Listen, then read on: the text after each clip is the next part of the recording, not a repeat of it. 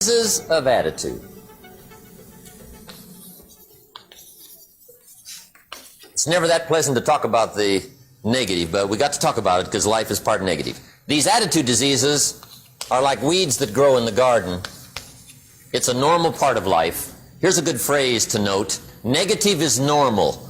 It's not successful, but it's normal. It's part of life.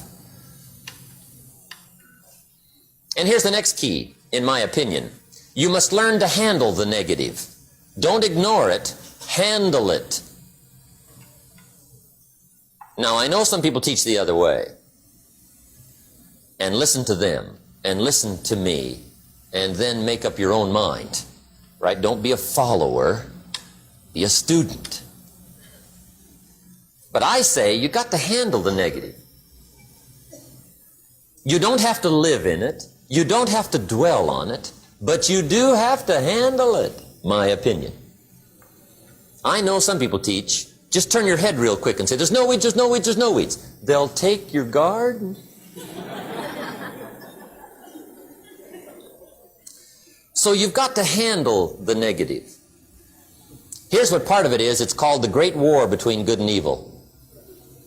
Mr. Reynolds and I are working on a new book this year called The Great War Between Good and Evil. And there is a war on. The minute you were born, you got involved in the war between good and evil, between darkness and light, between negative and positive, between evil and good, between tyranny and democracy, between weeds and human activity. I mean, the war is on. If democracy sleeps, guess who never sleeps? Tyranny. In the absence of light, guess what's automatic? Darkness. If good does not arouse itself and become active, guess what moves in? Evil. It's a war. A mental war, a physical war, a financial war, between enterprise and ease, between accomplishment and failure. It's a war.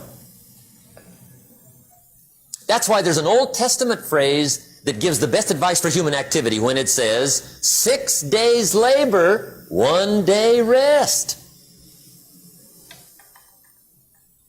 Now, I'm sure we've taken that to mean, don't work all 7 days, take one off. Here's what it also means, only take one off. Or you're liable to lose the war. Now, we've got it down to 5 and 2, and maybe that's not too dangerous, I don't know. If God would have thought of 5 and 2, he might have made it 5 and 2, I don't know. You can't think of everything. But here's what it does mean. Enterprise is better than ease. If you rest too long, the jungle overtakes the village. Now here's the good news about the war between good and evil. Evil is no match for good, but good must be active. Weeds are no match for human activity, but if you stand still, how far in will they come? All the way. They'll grow right up around your shoes. But if you get busy, how far back can you take them? As far as you wish. They're no match, but you must be active. That's why the 6 and 1. Make sure you're not losing the war by taking off too much. Guess what the average years are after retirement?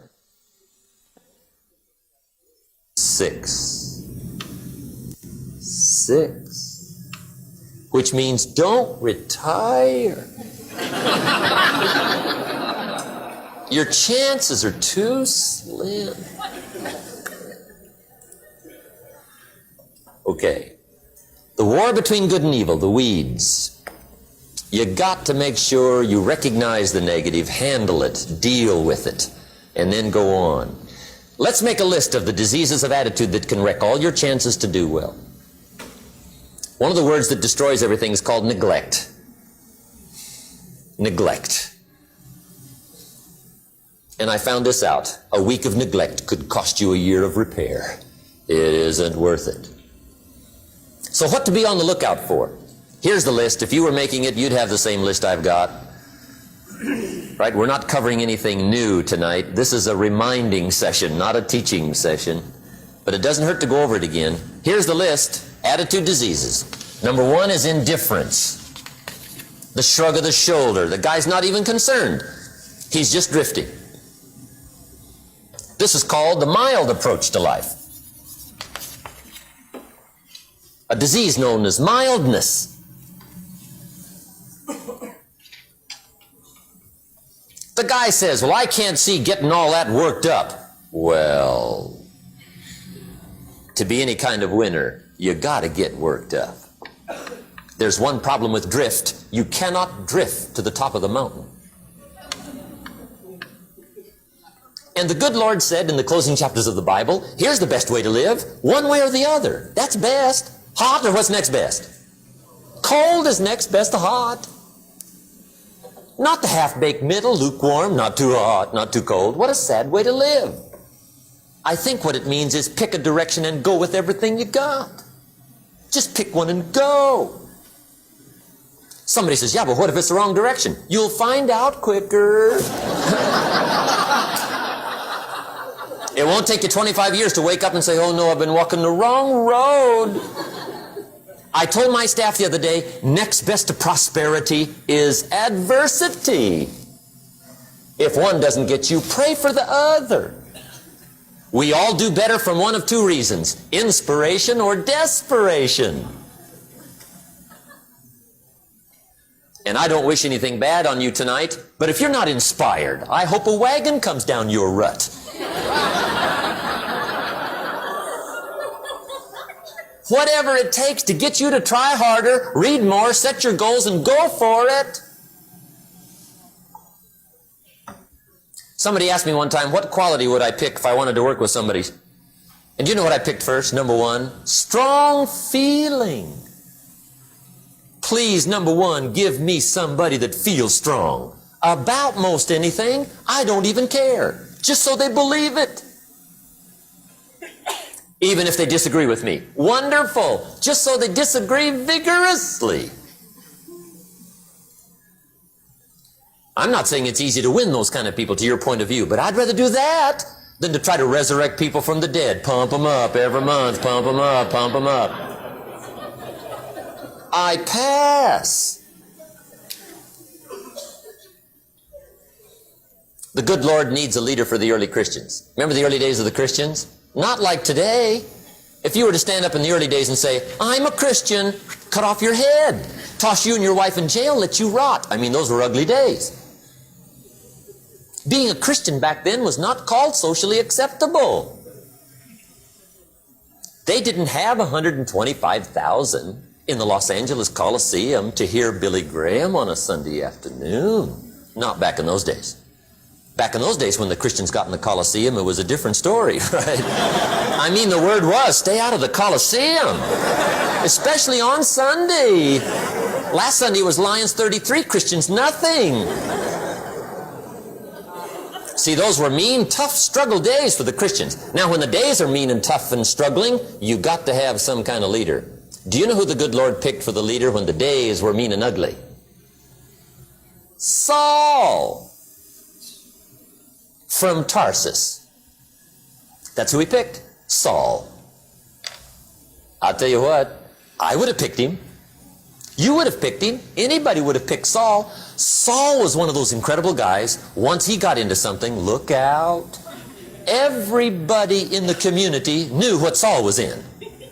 Because whatever he joined, he'd flip all the switches, open up all the dials, turn on all the faucets, and go like mad. He was known as All-Out Saul. I mean, he was something else. Now, at first, it wasn't working out well. Saul hated Christians, which makes a poor leader, right? I mean, that won't work. Saul got this bug somewhere about the Christians. He got to hating Christians. And he hated them so bad, every time somebody would say Christian, he'd fly into a rage.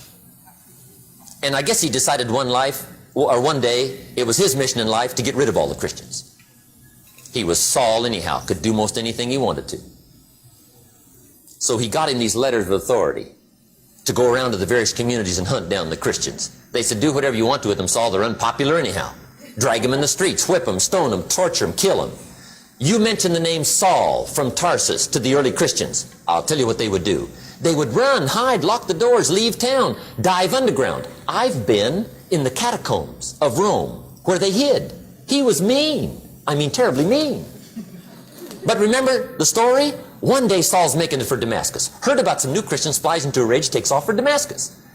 And the story said he was angry. There's a little sentence in the story that says, on his way to Damascus, he was breathing out threatenings and slaughter, which meant he felt rather strong about the idea, right?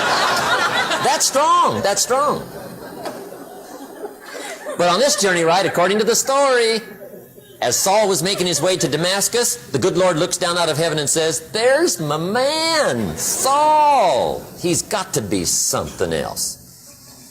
And according to the story, this great light shines out of heaven, knocks him flat, right off his horse, grinds his face in the dirt, and blinds him for 3 days. The good Lord using recruiting tools we can't use. When you're Lord, right?